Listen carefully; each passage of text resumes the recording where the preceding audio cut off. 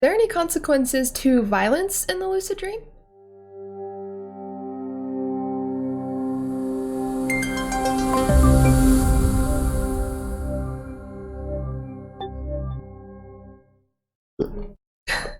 Hello guys, and welcome back. Thank you so much for joining in another video. In this video, I'm going to quickly talk about violence in the lucid dream and if there are any consequences. I've gotten a lot of questions about this, and so I thought that I would make a video addressing it, and plus I've looked over YouTube and even Google to see if I could find any other videos talking about this, and I literally couldn't find any. So I wanted to talk to you guys about this because I know people like to play out like video games in the lucid dream or fight random dream characters in the lucid dream, and so I wanted to kind of touch on if there is anything potentially negative from doing that. Also, this is my dog Juno. He is the love of my life. I love him so much, and he wanted to join us today. So let's get started. But as we know, through the lucid dream, we can really do anything. It is kind of our own world to basically do anything that we want to. But we also have to remind that everything in the lucid dream is us. Every dream character that you see is you. Every mountain, every ocean, everything is created by you, which means it is an aspect of you or your own psyche. And so I had a friend that always talked about what he would do in his lucid dreams. And I asked him kind of what he did in his lucid dreams mainly, and he said, "Oh, I just shoot dream characters." And I was a little bit taken back by this because I've never really tried to do that. And I just asked why, and he's like, "I don't know, it's just fun." He would just hold up his finger and just go bang, bang, bang, and just shoot all the dream characters around him, and they would just drop dead. And after all my studying and experimenting and talking to clients and all the work that I do, as you guys know, I've done this for years and years and years, I've learned that everything is a part of us, and the dream characters actually represent parts of our own psyche. So one dream character might represent your anxiety or your fear. Another dream character might represent your creativity or what inspires you, or maybe your talents and things like that. So everything in the lucid dream means something different, but it is all an aspect of you. So basically, when we show violence towards these dream characters, we're basically hurting aspects of our own psyche.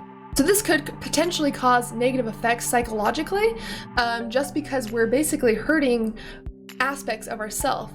This is the same reason why we don't want to run away from nightmares, for example. If you're ever lucid in a nightmare, you never want to like fight it and like kill the nightmare or the thing chasing you, but you also don't want to run away. And I always talk about accepting the nightmare, showing it love, trying to understand what it's trying to tell you, because a lot of nightmares represent our shadow side. And what our shadow means is basically everything about ourselves that we deny, suppress, or disown. So this could be like traits about yourself that you don't want other people to know. This could be like your fears or things that you hide from people or don't want to talk about. But the shadow isn't negative necessarily. It isn't all negative.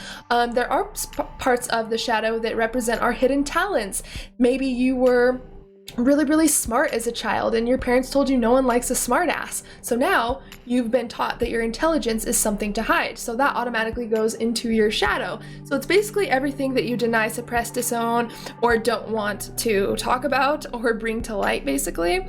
And so the reason why we want to show love to everything in the lucid dream is because it is all a part of us.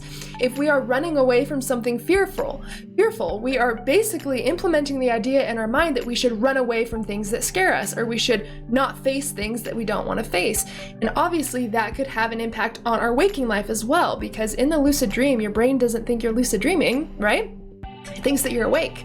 And so anything that you do in the lucid dream does have an impact on your actual brain and your mind when you awake. They're very connected. And this is why people can do shadow work and rewire and reprogram their brain because in the lucid dream, because your brain thinks that whatever is happening in the lucid dream is actually happening. So not only can being violent with dream characters negatively impact our psyche or parts of ourself, but it could also ingrain the image of you killing someone or harming someone in your mind. And again, your brain doesn't think that you're lucid dreaming, so you'll have that imprint of what it is like to actually kill someone or harm someone in your mind, which I feel like could have a pretty powerful psychological effect. And so I want you to not feel like there's all these like rules in the lucid dream, like, oh, okay, I really can't do this or this and this. It's your own world, and you can do what you want to. I just want to let you know of things that you might want to kind of steer away from. And of course, there are people that want to like play out video games in the lucid dream and like scenes from video games. Maybe you're like a knight and you're fighting someone or something like that. I feel like that's fine because you're kind of acting out something that you've seen in a video game. You don't have the intention to kill a dream character just because. And I feel like if you're just going up to random dream characters and killing them or hurting them, those could really be a part of our own psyche, right? But I feel like if you've kind of manifested a scene in like a video game where you're able to like fight or go on adventures and journeys, I feel like that would be fine because of your intention behind it. But I wouldn't always go to random dream characters and just kill things, or like go in your nightmare and just kill things or hurt things, because even Charlie Morley, he is a lucid dreaming teacher and he does workshops all around the world. He has books. He's an amazing author, an amazing person, and I actually have talked to him many times about lucid dreaming and what he loves about teaching lucid dreaming and kind of his side of lucid dreaming, and he talks about this as well. And this is something that I haven't really been able to find information on besides from Charlie directly as well, and my own practice. And they are parts of our own psyche, you know, and it all goes back into your intention. Like, what is your intention in your lucid dream? If your intention is just to play out a video game and have fun and reenact a video game or something that you're passionate about, or a movie or something like that, I feel like that's totally fine. But if you're just going around to random dream characters and just killing them or hurting them or anything like that, I feel like that could have a psychological impact. Obviously, it's not going to be something you notice the next day and it's going to be super strong, but keep in mind these are subconscious memories and intentions that you're putting inside your mind. These are subconscious, so that you're not going to really see them on a conscious level. They will be things that are embedded in your subconscious mind.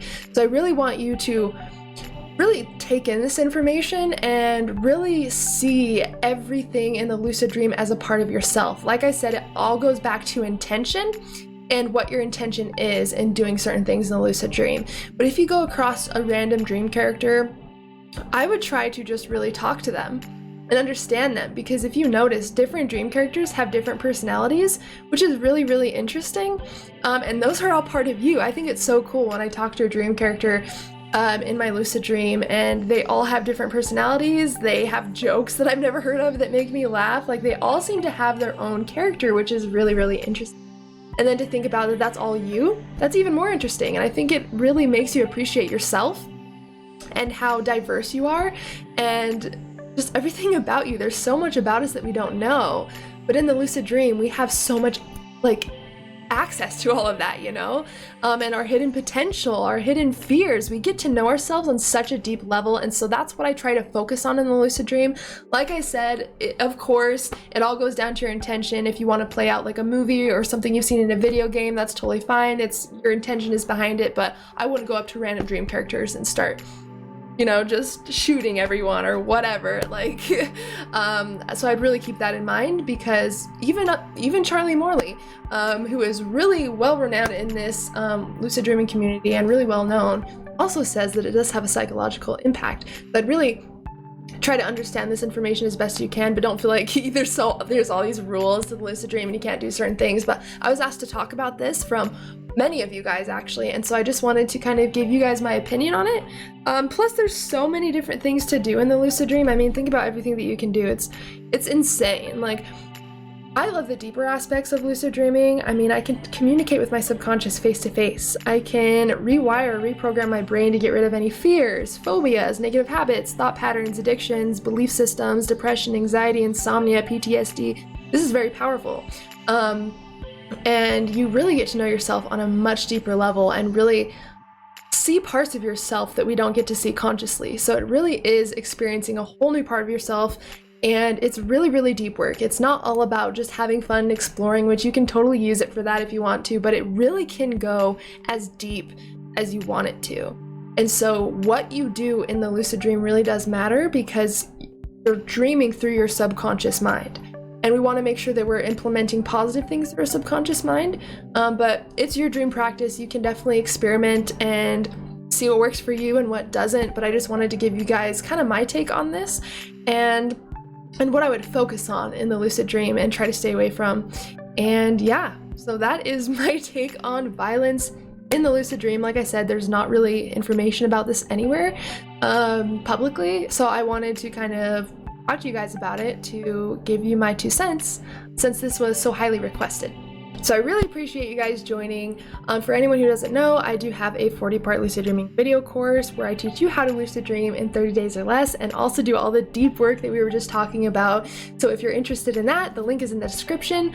I'm also coming out with an astral travel course soon, which is going to be really awesome. It's going to have advanced lucid dreaming techniques in there, and then an introduction to astral travel and how to have out-of-body experiences in the easiest, most effective way. And so if that's something that interests you, I would definitely recommend signing up for my email list. That way you get notified when the course is released, and you also get some pretty dope emails about really cool lucid dreaming facts, techniques, and all of that. Don't worry, I'm not going to spam you. I don't really send emails super consistently. It's every once in a while when I feel like you would benefit from the information. So definitely check that out in the description if you feel like joining my email list, my lucid dream team as I call it.